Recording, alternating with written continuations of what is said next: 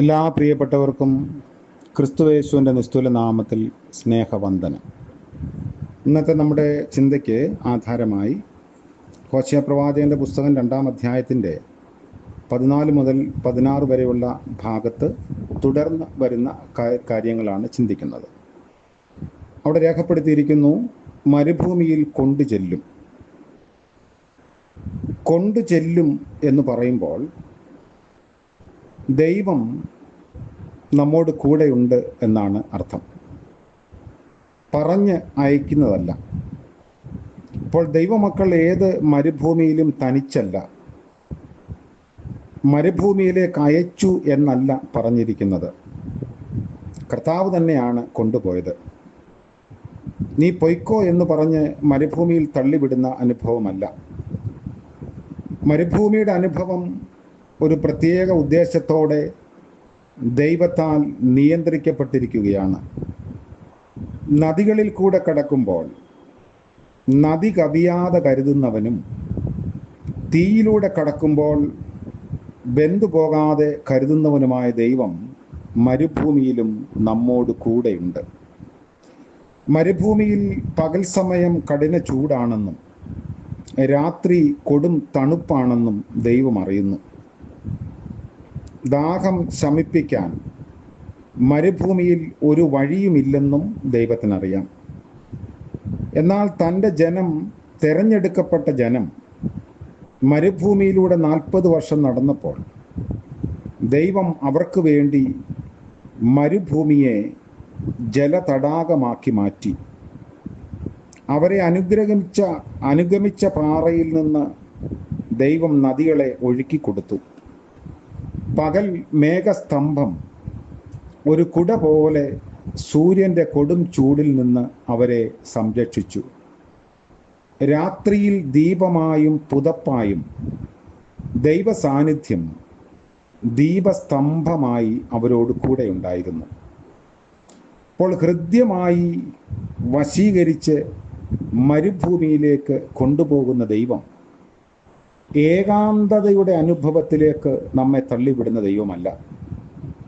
മരുഭൂമി നമ്മെ രൂപപ്പെടുത്തുകയും രൂപാന്തരപ്പെടുത്തുകയും ദൈവത്തിൻ്റെ കരങ്ങളിൽ കൊള്ളാവുന്നവരായി ഉപയോഗിക്കപ്പെടുകയും ചെയ്യുന്നു.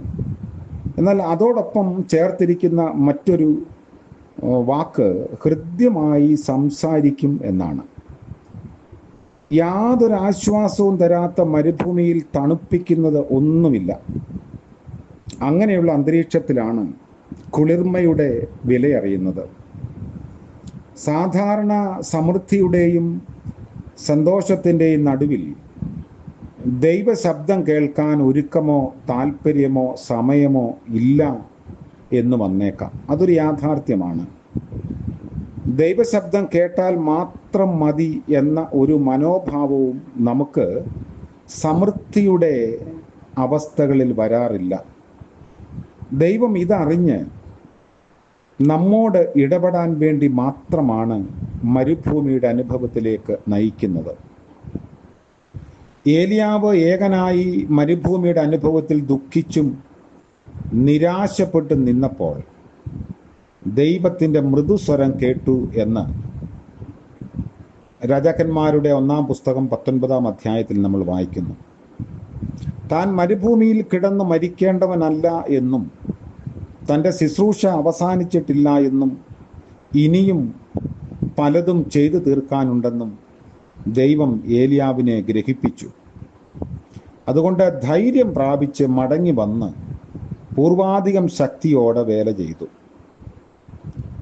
പുതിയ നിയമത്തിൽ മഗ്ദലന മറിയം ദുഃഖത്തോടെ കരഞ്ഞപ്പോൾ മറിയയെ എന്നുള്ള ഇമ്പസ്വരം കേട്ടു. അബ്രഹാം ഏകനായി ഇറങ്ങി തിരിച്ചപ്പോൾ പലതവണ ആ ശബ്ദം കേട്ടു. ഹാഗാർ മരുഭൂമിയിൽ ഏകയായി നിലവിളിച്ചപ്പോൾ അതും 1 അല്ല 2 തവണ ദൈവം അവളോട് ഇമ്പമായി സംസാരിക്കാൻ വേണ്ടി വലിയവനായ ദൈവം തൻ്റെ ദൂതനെ അയച്ചു. അവൾക്ക് വേണ്ടി മാത്രം ഒരു ഉറവ തുറന്നു കൊടുത്ത് തണുപ്പിച്ചു.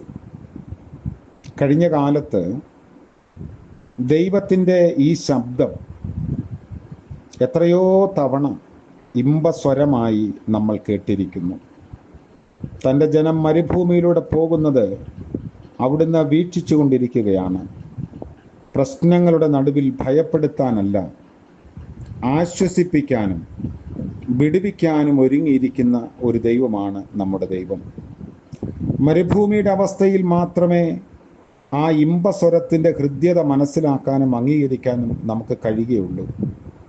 ഈ ലോകത്തിൽ നമുക്ക് അനുഭവിക്കാവുന്ന ഏറ്റവും ഭാഗ്യമേറിയ അനുഭവം ആ ഇമ്പസ്വരം കേൾക്കുന്നതാണ് എന്ന് പ്രത്യേകം നമ്മൾ ഓർക്കണം. പുതിയ ദിവസത്തിൽ ദൈവം നമ്മളെ അനുഗ്രഹിക്കട്ടെ. പ്രാർത്ഥിക്കാം. കാരുണ്യവാനായ വാഴ്ത്തപ്പെട്ട ഞങ്ങളുടെ ദൈവമേ, സ്വർഗീയ പരമപിതാവേ, പുതിയ ദിനത്തിൻ്റെ പ്രഭാതത്തിനായി സ്തോത്രം. ഇന്നത്തെ പകൽക്കാല ജീവിതത്തിൽ അവിടുത്തെ കൃപയും കരുണയും അടിയങ്ങളോട് കൂടെ ഇരിക്കണമേ. അവിടുന്ന് ഞങ്ങളെ ഏകരായി വിടുന്ന ദൈവമല്ലല്ലോ.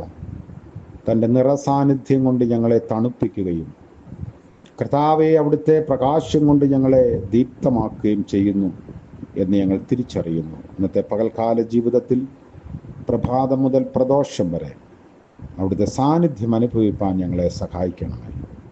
ഇന്ന് ജന്മദിനം ആഘോഷിക്കുന്ന പ്രിയപ്പെട്ടവർക്ക് വേണ്ടിയും വിവാഹവാർഷികം ആഘോഷിക്കുന്നവർക്ക് വേണ്ടിയും പ്രത്യേകമായി പ്രാർത്ഥിക്കുന്നു. അനുഗ്രഹത്തിൻ്റെ അനുഭവങ്ങളിൽ, ദൈവസാന്നിധ്യത്തിൻ്റെ അനുഭവങ്ങളിൽ, അവിടുന്ന് മരുഭൂമിയുടെ അനുഭവങ്ങളിൽ പകൽ മേഘസ്തംഭമായും രാത്രിയിൽ അഗ്നിസ്തംഭമായും പ്രിയപ്പെട്ടവരോട് കൂടെ ഇരിക്കണമേ. യേശു മശിഹാ മൂലം ഞങ്ങളുടെ പ്രാർത്ഥന കൃപയോടെ കേൾക്കുമാറാകണമേ.